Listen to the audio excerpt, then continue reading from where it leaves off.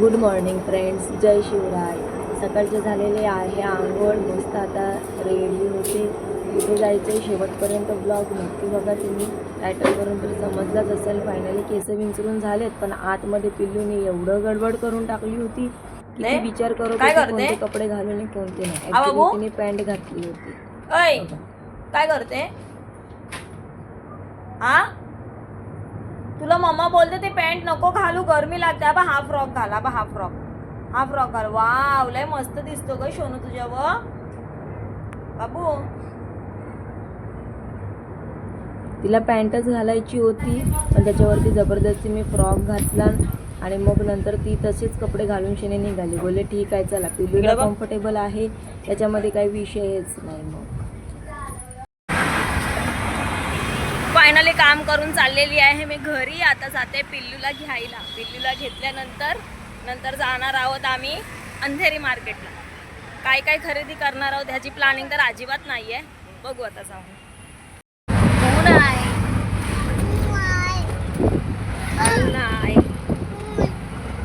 ऊन आहे. ऋतू कुठे जाते तू?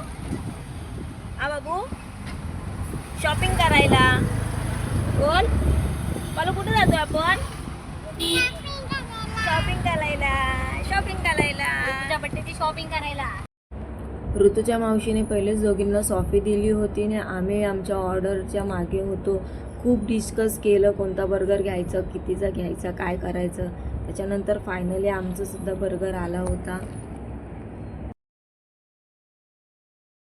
करता पहिला आम्ही बर्गरवरती घसरलेलो आहोत.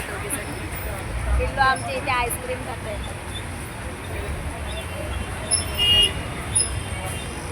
खूप टायमानंतर बर्गर खाल्ला. सुरतला होतं तेव्हा सुगर अँड स्पाइसचा टेस्ट केला होता. हे काय जम्बो किंग असं काहीतरी आहे वाटतं, त्याचा ट्राय करतो. आईस्क्रीम पकडून दिलेलं आहे. फायनली बर्गर खाऊन निघालो आहोत आम्ही आता शॉपिंग करायला.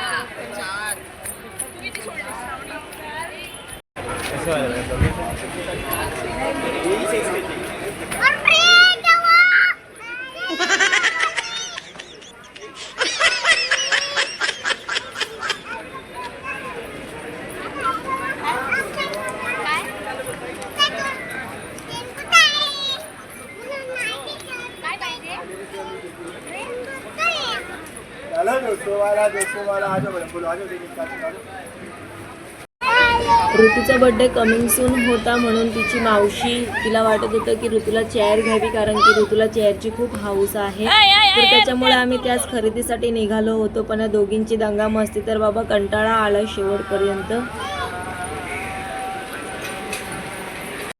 हे बाई अशीच चेअर होती तर काय, सगळी जुनी झाले.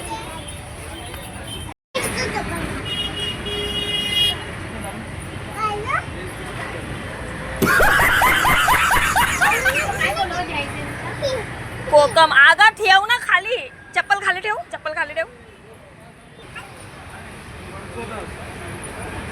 चला हात पकडा, चला बस. ए इकडे चला पालू, चल.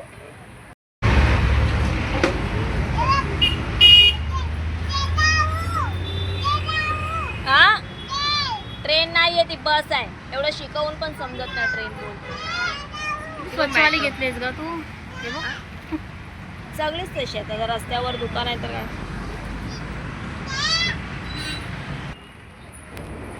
खूप दुकानं फिरल्यानंतर फायनली ही एक घेतली. शेवटी बोललं जाऊयात. बजेटमध्ये पण होती आणि ऋतूला बसणं उठण्यासाठी कम्फर्टेबल पण होती. त्याच्यामुळे मग घेतली, कारण की दुपारच्या पोरांचं झोपायचा टाईम झाला होता आणि आम्ही त्यांना अंगणवाडीमधूनच डायरेक्ट मार्केट फिरायला घेऊन गेलो होतो. त्या पण मजा तर करतच होत्या, पण फायनली घेतली आणि निघालो आम्ही परत.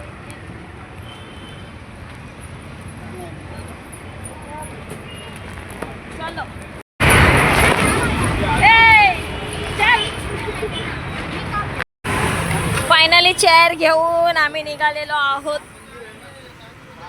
परतीच्या रवाना.